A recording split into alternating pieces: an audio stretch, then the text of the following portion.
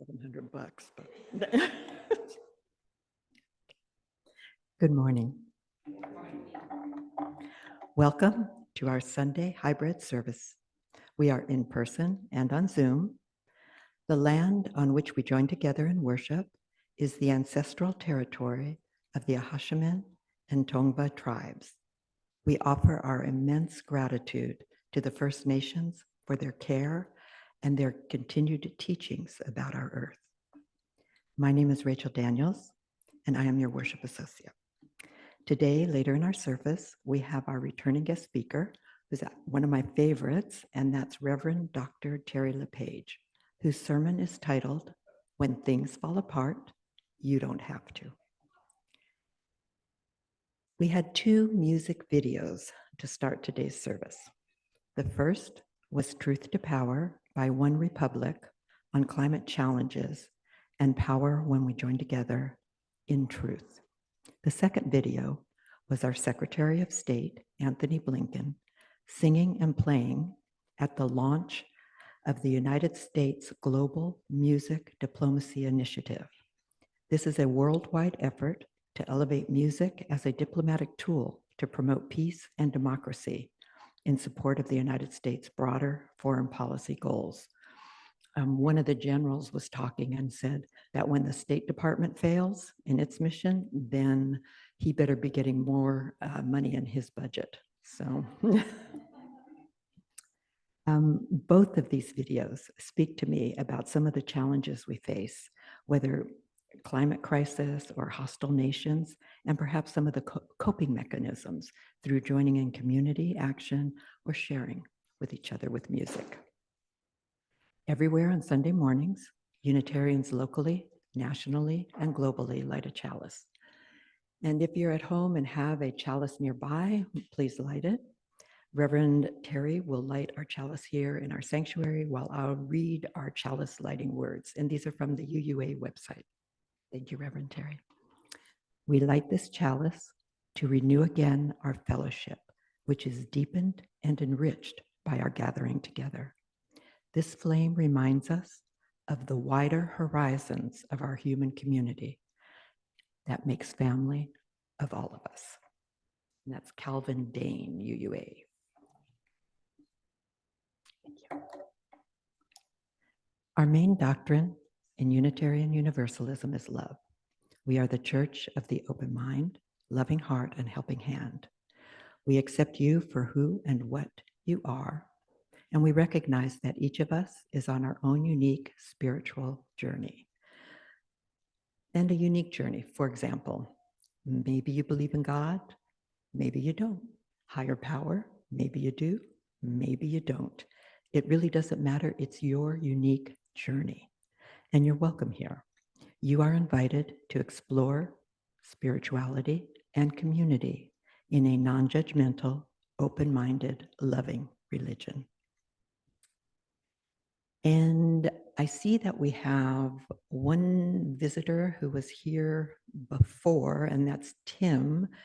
And I don't know if there's anybody on Zoom, but Tim, would you like to say hello and introduce yourself again, or up to you? Yeah, I'm not shy.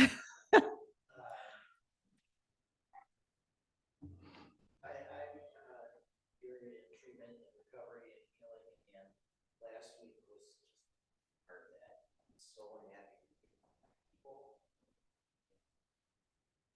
Plus, your Unitarian board of directors and ladies director of education.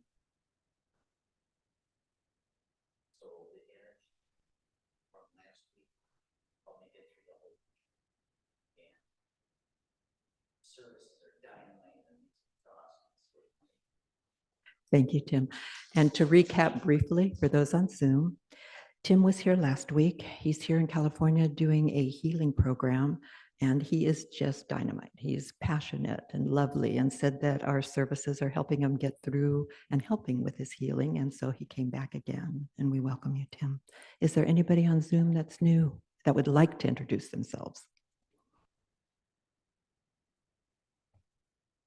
Okay.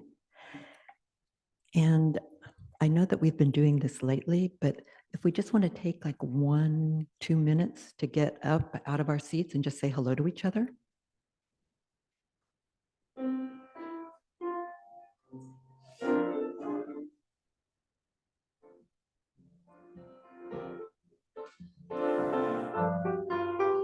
Hi, Jean. Hi, Carolyn. It's really good to see you both. Hi. We're kind of like sort of getting up out of our seats and hugging each other. And hi, Dawn. I like your hat. Your hat is cute. My sister, well, there's a reason for it, I know. but my sister made this for me. She likes to knit. Oh, how nice. She currently lives in Auburn with our mother passed, and so now my sister's going to sell her house in Auburn and probably move down here. Oh, well, she's right up the street from me. Yeah, she is right up the street. Exactly. Yeah. Well, until spring when she plans to move. Oh, good. Now, if you want to buy a house in Auburn, let me know. Okay. Hey, I have to tell you, Tom, you really look good without hair. Take it off. You look good. Thank you. Yeah. So if you want it, it's 5 acres that you get to take care of. I don't think so. She'll even throw in the weed whacker. Oh. Oh, I gave one of those away. My gardener takes care of the weeds now. Yes. Yeah. As Unitarians, we share the values of the 7 principles that all Unitarian Universalists affirm and promote. For those here in the building, the 7 principles are on the back of your order of service. And anybody new on Zoom, you can look up the 7 principles online, go to our website. Our website's looking beautiful. Thanks to those, I think that's Don who keeps it up. And it takes a village. We thank everyone involved in running our church, the board, the worship committee, audiovisual techs, our music director, dedicated building and maintenance and beautification guy. And by the way, I know that those on Zoom probably haven't seen the outside of the church, but that color rocks. It really looks good. It's beautiful, especially on a gray day. It's just vibrant and beautiful. So thanks. And then if you guys notice, we have new windows, and every week we have coffee, tea, and cookies, and that's provided along with clean, washed coffee cups. So we appreciate each and every one of you. And now Don will put up a slide showing our upcoming services. Next week, we have Stacy Pendleton back. And Stacy is amazing. She's a force. She has this beautiful voice and offers us a transformative experience. She has studied sound healing with shamans and spiritual teachers from around the world.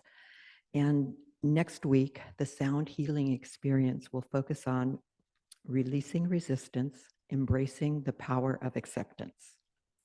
Then on 10/15, we have the brilliant and passionate Don West Jr. And Don, this will be the last, oh wait, 10/15, no, 10/15, oh, sorry, that's Stephen O'Neill.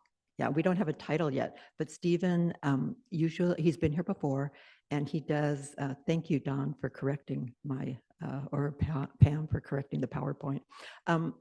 Don has, Stephen does on the indigenous peoples that are here to this area, of those tribes that are indigenous to this area, and has a lot of information. And anyway, you don't want to miss that one either. And then I guess 10/22, we have the brilliant and passionate Don West Jr., who will present the last service in his series of Be the Change Challenge. And then this month, we have the first Thursday next week. And on the first Thursday, there's an opportunity to help those in need by providing a dish for a dinner to help feed the unhoused. Each person brings a component of the meal, so you don't have to do the entire meal. But if you're interested in providing something to help feed people out at the alternative sleeping location, you can talk to Paul, Candy, Dara, Pam, or Noreen, because they all provide meals. Well, provide components of a meal to make up the meal that we do with Tapestry. And then we welcome each and every one of you to join us on Monday at noon. We have a Zoom at noon discussion group. I realize it's not really a very creative title because it's Zoom and it's at noon, but it is descriptive. Everyone is welcome. And it's a Zoom get-together, and the endearing Paul Bogdan hosts. And it's a chance to get to know people better and share what's up in your life. Tomorrow's topic is on green flags. And what do you do daily as a positive step forward? This means a green flag versus a red flag. But as a side note, you may receive the e-blast about the Zoom at noon meeting and you go, yeah, I don't really want to talk about that topic. Well, guess what? We rarely get to the topic. So join us and just share what's going on in your life. And we would really like to see you there with us. Please join. Today's sermon is titled, When Things Fall Apart, You Don't Have to. And as I said before, one of my favorites, our returning guest speaker, Reverend Dr. Terry LePage. She describes today's sermon as follows. Facing hard times is difficult emotional work. But by doing that work, we can be of service to others. Love and beauty persist despite everything. Reverend Terry is an ordained minister in the United Church of Christ. Reverend Terry previously worked as a research chemist. Reverend Terry eagerly supports low-wage workers, immigrants, and incarcerated people because of Jesus's teachings and his example. She is active with C.L.U.E, which is Clergy and Laity United for Economic Justice. Reverend Terry resides in Irvine with her husband, and she's the author of Eye of the Storm. This is a new book, and it's Eye of the Storm, Facing Climate and Social Chaos and Calm with Courage. Reverend Terry brought copies of her book, and they're there in the back, and they're available for purchase. And you can purchase these after the service. And the book will provide us with tools to help us in all kinds of chaos, climate, and our current Congress and other things. So.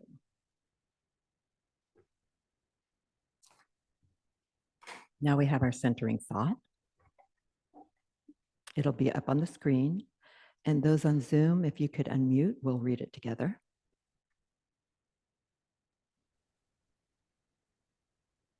And we'll read it together here in the sanctuary as well.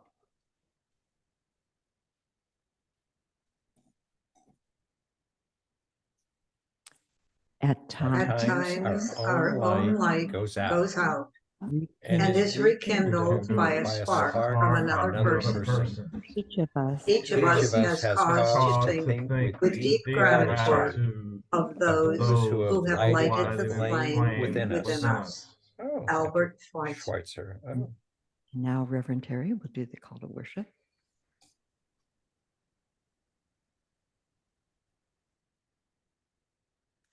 It is good to be here to remember what is truly important.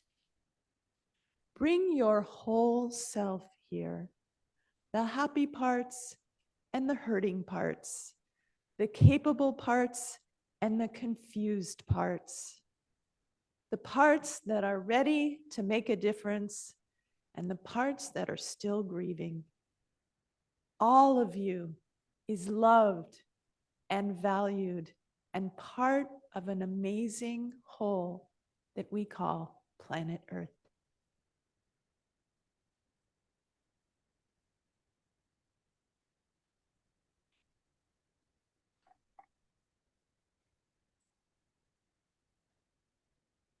The 38 morning is broken.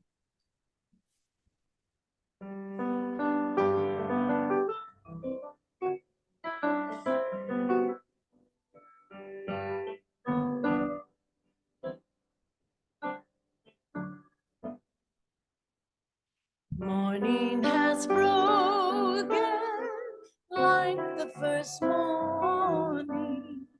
Blackbird is spoken like the first bird. Praise for the sea, praise for the morning, praise for the spring, fresh from the word. Sweet the rain's new fall, sunlit from heaven, like the first dew fall on the first grass. Praise for the sweetness of the mid-morning, sprung for the leanness where God's feet pass. Mine is the sunlight, mine is the morning, born of the one light, Eden saw play. Praise with elation, praise every morning, God's recreation of the new day.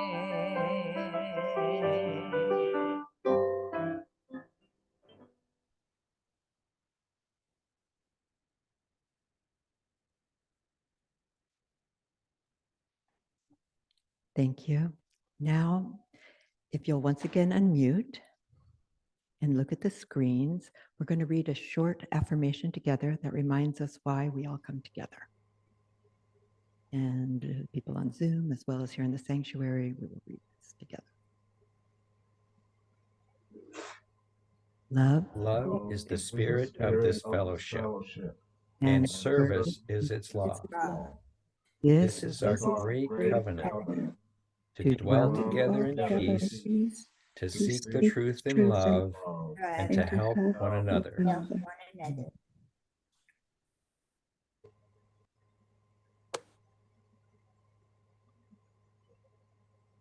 I'm going to read a poem by Carol Bielak.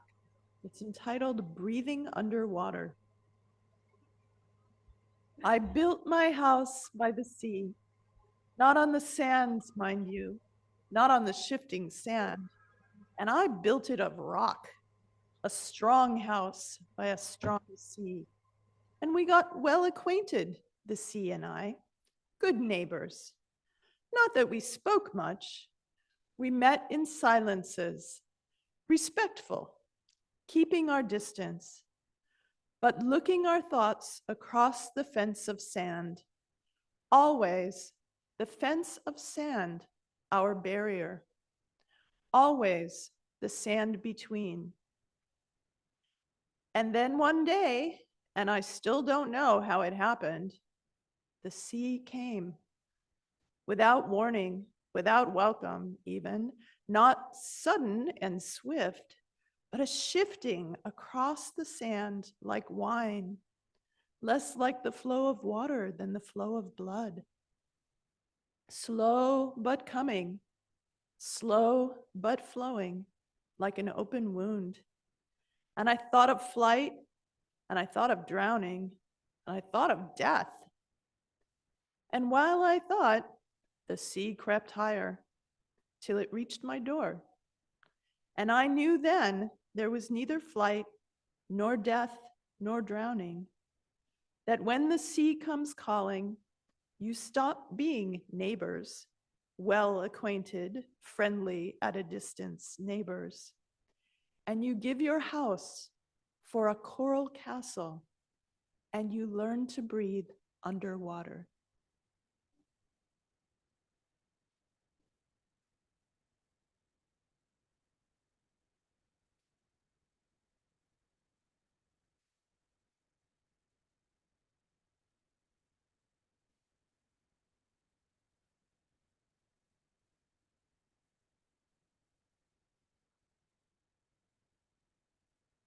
Now we have our joys and sorrows.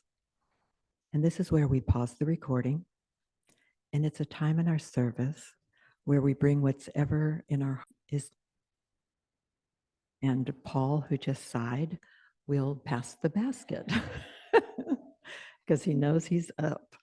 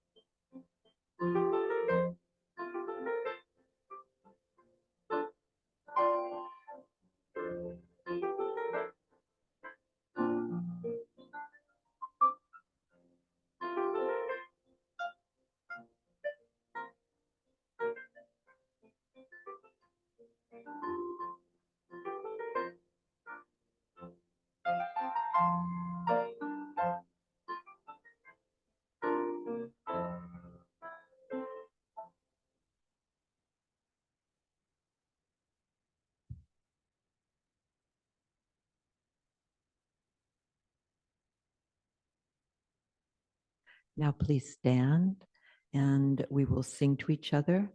And those on Zoom, just, we know that you're singing with us, even though you'll be muted. And form a circle if you can. And the words will be on our screen as we give our gratitude to each other for all our gifts of abundance that we have.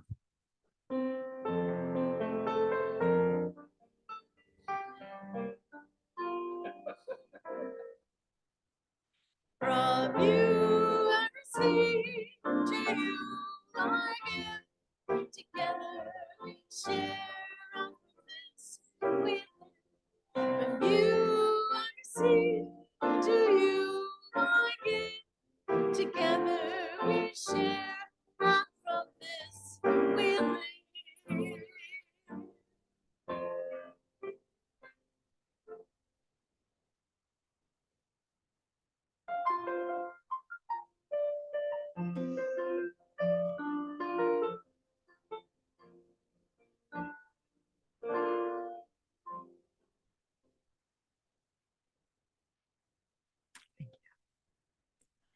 Now we're going to do, for our meditation, a short music clip.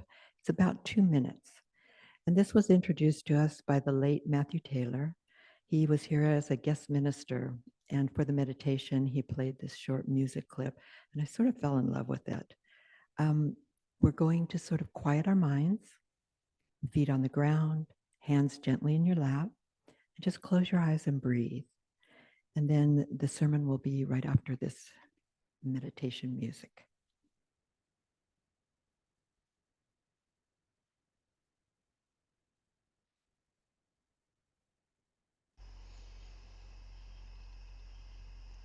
Loosen, loosen, baby. You don't have to carry the weight of the world in your muscles and bones. Let go, let go, let go. Loosen, loosen, baby. You don't have to carry the weight of the world in your muscles and bones. Let go, let go, let go. Holy breath and holy name, will you ease this pain? Holy breath and holy name, will you ease this pain? Loosen, loosen, baby, and you don't have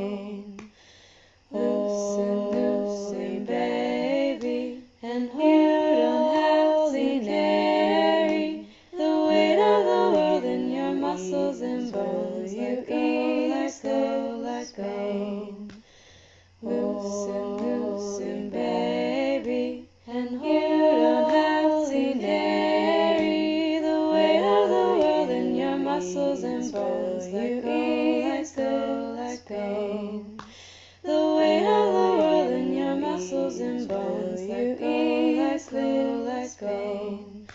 The weight of the world in your muscles and bones. You let go, let go.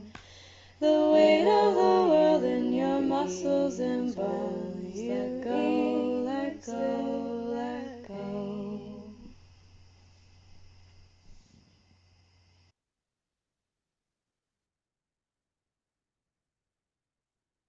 It's wonderful to be back with you here in Laguna Beach and to have a book published. And it's doing really well for a self-published book. And what that means is that some people other than my friends have bought it. And what that means is that my friends liked it well enough to convince their friends to buy it. And I am very happy about that. The book comes out of my experiences with a group called the Deep Adaptation Forum. It's an online global group holding groups to support people who are seeing their world fall apart around them. A few disaster survivors, a lot of nature lovers, some sustainability professionals, some human rights activists, and a lot of climate activists. When people are anxious and heartbroken about things falling apart, I am the eye of the storm for them. I make a calm center where they can catch their breath, try to get reoriented and figure out what the heck is going on and what to do about it. I don't try to fix them or tell them it's not that bad. I listen to their pain, their struggle, their grief. I reflect back some peace and understanding.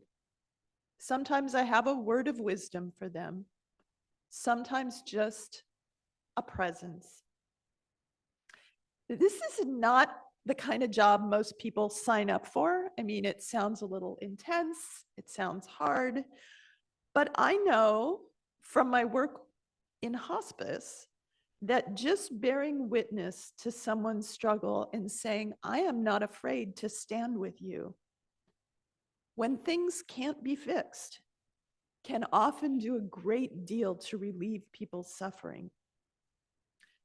Because a lot of the suffering that we feel when things are falling apart in our lives comes from not being able to talk about it in public, feeling that we're just going to drop a burden on somebody else and they're going to resent us for it, or that it's not fair to them or something.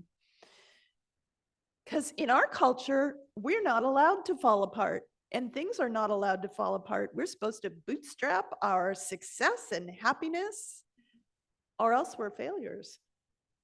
You know, if something bad does happen, we need to get over it as fast as possible and stop being so negative. Aren't you over it yet? I can't tell you the number of people who come to a gathering in my organization and apologize for being so negative. In other words, for talking about their grief at grief circles, for goodness sake. They apologize for crying when I'm the facilitator and I model crying early on in the grief circle. In our culture, it's not okay to talk about loss, except, for a little while right after someone dies. Our culture is about infinite growth and progress and self-improvement. So it's not okay to talk about what's real and what's in our hearts when we're facing hard times. But I think it's a privilege to bear witness to people who are facing hard times. I think it's holy work. It's compassion in action, and it can be transformative for them and for me. My book is a bit odd. It doesn't know what category to be in. Let's see. Library of Congress categories: global warming and climate change, stress management, activism and social justice. Heh. Try to shelve that in the bookstore. And so because of this cultural phobia and because of my book's strangeness, it has a strange introduction. It's not titled Introduction. It's titled, Read This First. Is this book for you? The book is not for people who must have happy endings, who must put a bow on it. It's for people who are realizing, you know, things I thought I could take for granted, things I relied on, are being lost. It's for people who are asking, how do I hold it together physically, mentally, spiritually, when things around me are falling apart? And what makes sense to do when I can't fix it? One point of the book is to acknowledge this kind of loss and disorientation so that people who have it don't feel so alone. And it was really written with those people in mind. But then I figured, why not tell the rest of you about it? So the point of the book is also to give all of us tools and resources to stay calm and centered despite loss and disruption. It could be someone else's loss, or it might be your loss someday too.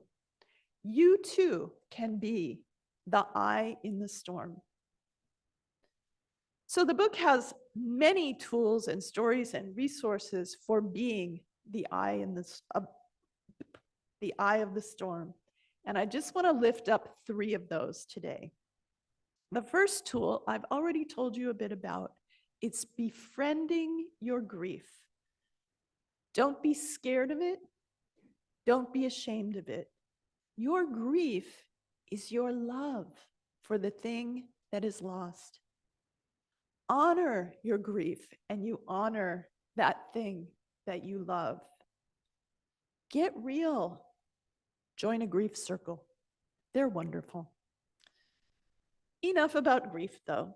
The second tool is finding stories that work. By stories, I mean the cultural and personal lenses that define our reality. These stories tell us how the world works, how we should live, what we should value. And when we find ourselves in despair or hopelessness, that means our stories are failing us. So it's time to let go of those failed stories and find some different stories to live into. And this is harder than it sounds because it's easier to deny the evidence in front of your eyes than to deny a story that has defined your identity. And that, my friends, explains a lot of crackpot politics. Reality doesn't have to fit our stories, as the media clearly shows is true for many people.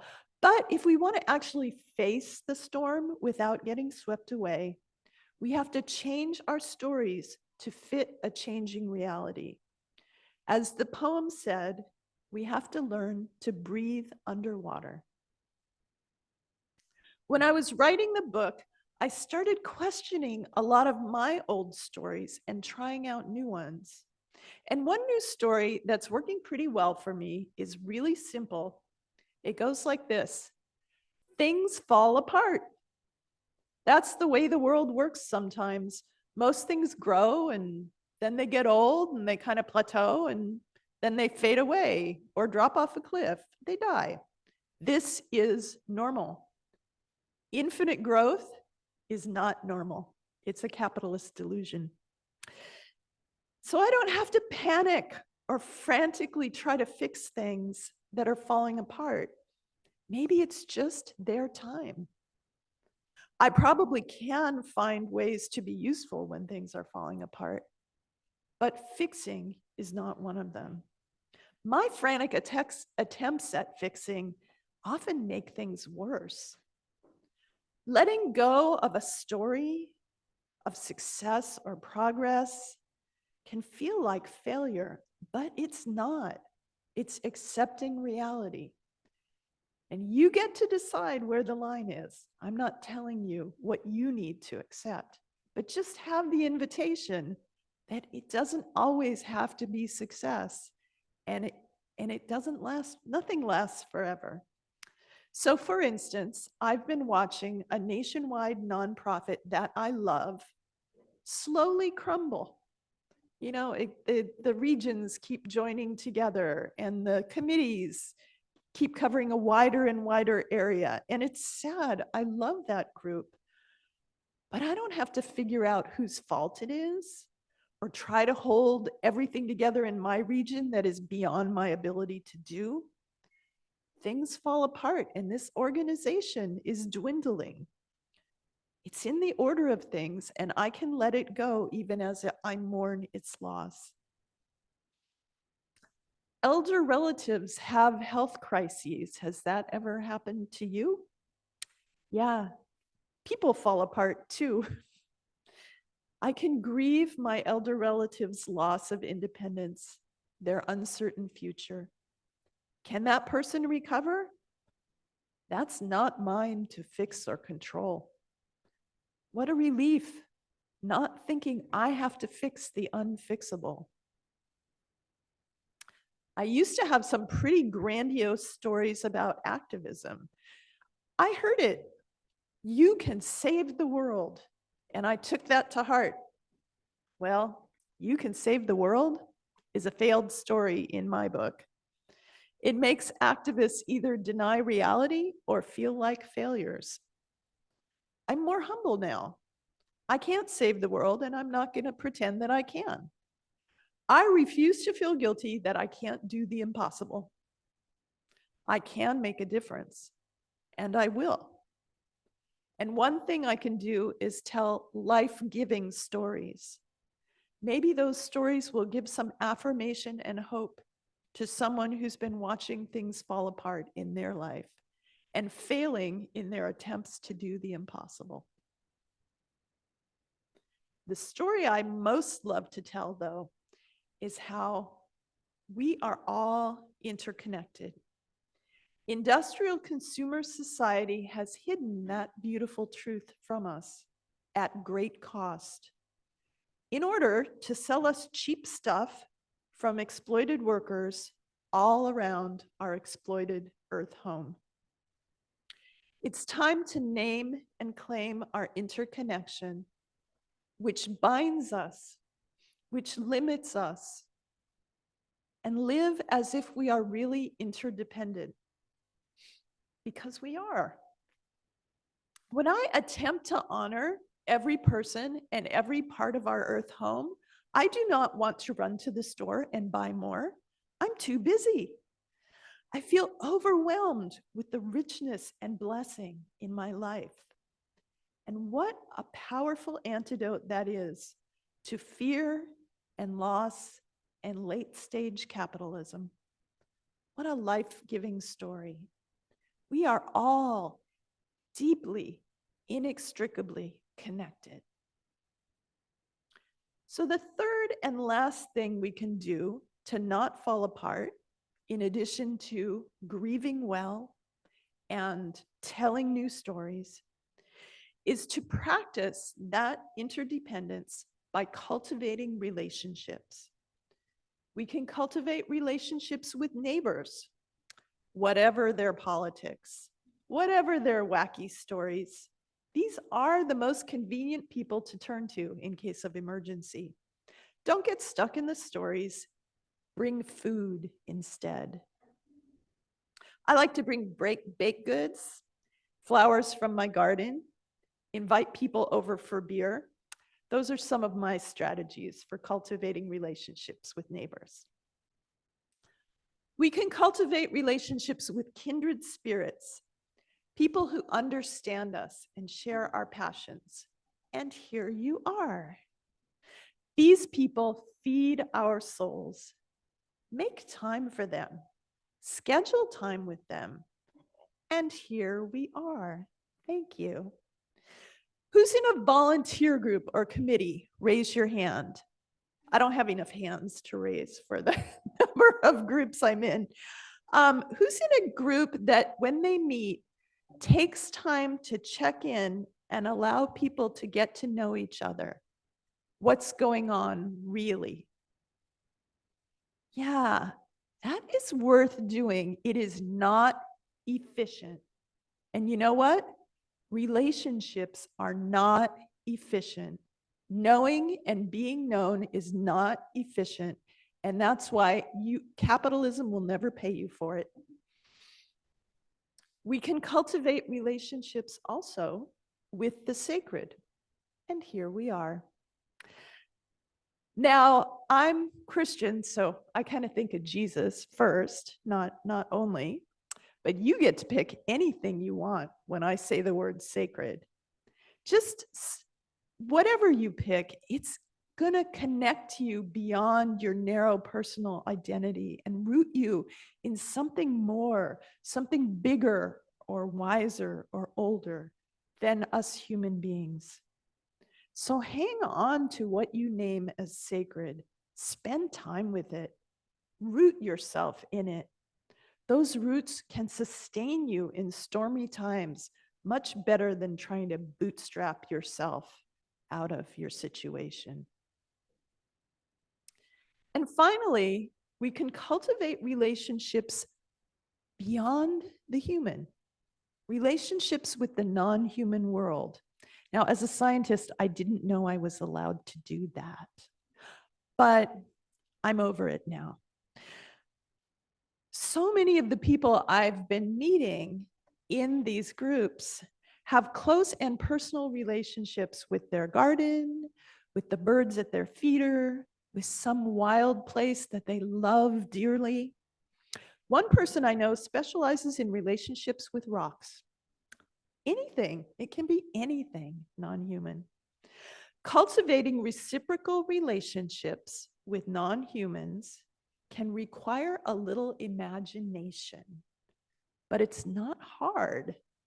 It helps to have conversations with them as if they're persons and to listen and see what they have to say. Does that sound a little wacky, talking to my garden as if it was a person? Most traditional cultures, though, do that because that's how people know how to be in relationship to other persons. Persons don't need to be human. Most traditional cultures live or lived when they were able in balance with the non-human world. If we valued and respected it like they do, we would not be in the mess we're in. Well, learning to do that is not going to magically fix our predicament. It's just the right thing to do. And it's so rewarding. The non-human world is so generous in the gifts it gives when we seek to be in relationship with it. So I have to tell you a little story about that. My friend Emma Mary Gathergood, that is her real name, lives in the middle of England, and she leads a weekly meditation on Zoom that she calls Earth Listening. I call it my second church. Earth Listening is one of those places I've learned about being in relationship with the non-human world. That's where I met my friend, the Rock Whisperer. Each week, Emma Mary chooses a different theme. She's a retired therapist, by the way. There's definitely a little therapeutic stuff in there. First, we check in with each other because relationship matters. Efficiency is not the goal. Then Emma Mary guides us to explore a topic. It could be the fall equinox. The last one I went to was on that. Or it could be anything.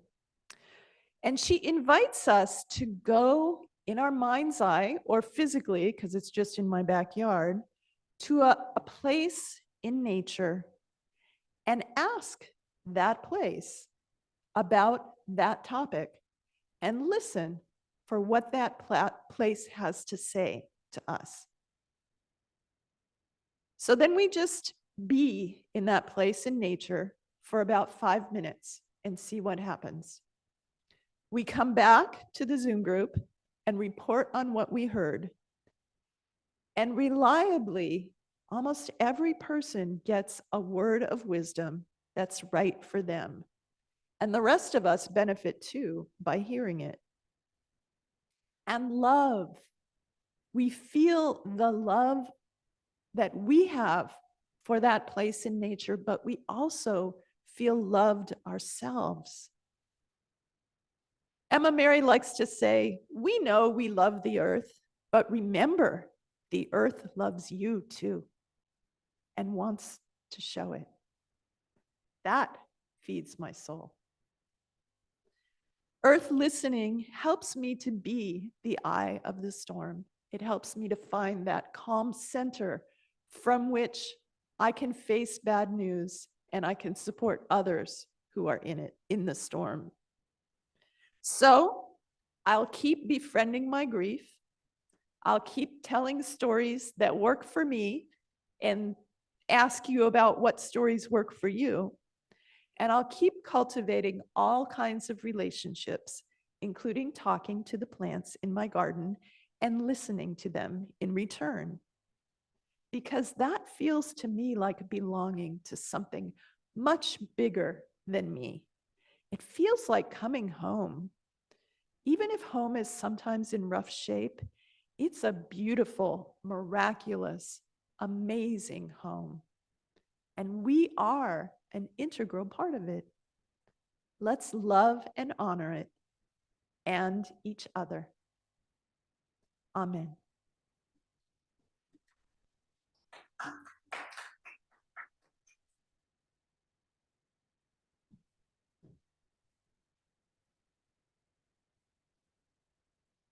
Would you all please stand as you're able to join me in the song that we are going to sing, This Little Light of Mine.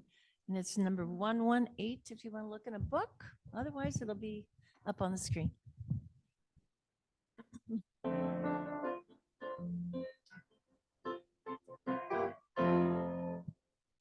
This little light of mine, I'm gonna let it shine.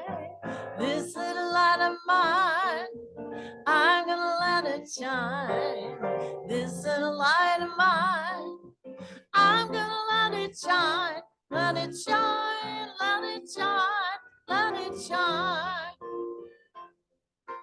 Everywhere I go, I'm gonna let it shine. Everywhere I go, I'm gonna let it shine. Everywhere I go, I'm gonna let it shine. Let it shine, let it shine, let it shine. Building up a world, I'm gonna let it shine. Building up the world, I'm gonna let it shine. Building up this world, I'm gonna let it shine. Let it shine, let it shine, let it shine.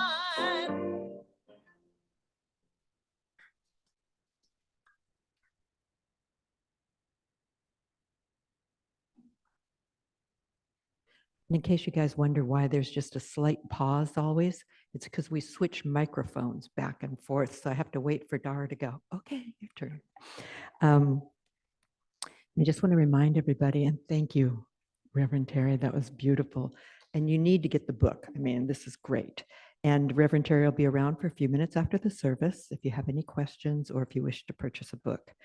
And with that, I am going to now extinguish the chalice as Reverend Terry gives us the benediction.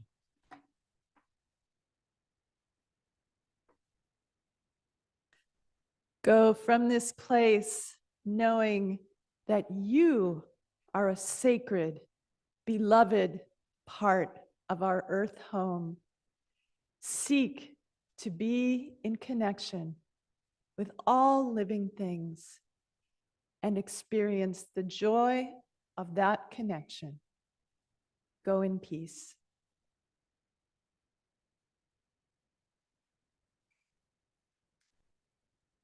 Now, back to Carol. We're going to stand. Well, you guys are standing. We're going to make we're going to make a circle and sing our last song that we all love. Please join me and let there be peace on earth. Words on the screen.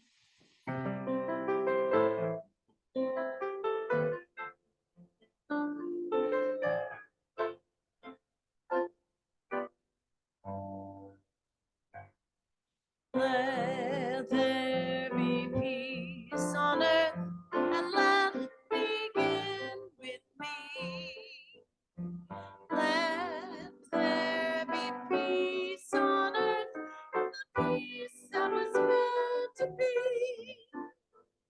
With earth as our mother, we are family. Let us walk with each other in perfect harmony. Let peace begin with me. Let this be the moment now. With every step I take, let this be my song of love. To take each moment, live each moment in peace, eternally.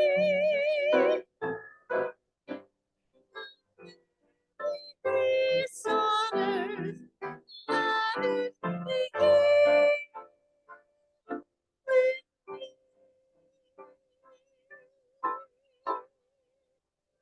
Have a lovely day.